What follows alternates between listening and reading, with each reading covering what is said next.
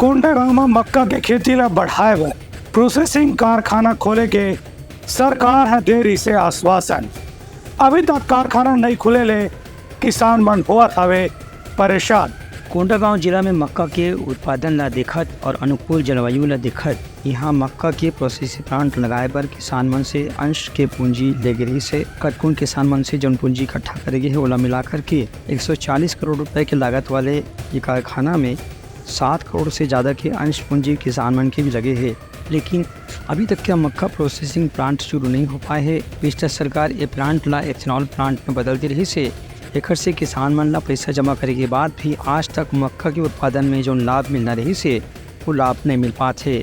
एकर स्थिति किसान मन में नाराजगी के माहौल देखे पर मिलत है।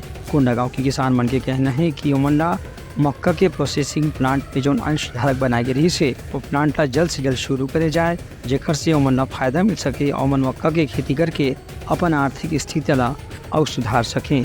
खबर की कोंडागांव में हर साल मक्का की खेती बड़े मात्रा में होते लेकिन अभी तक वो मक्का के उपयोग प्लांट में नहीं हुए से उमन के आर्थिक स्थिति कमजोर हो जाते।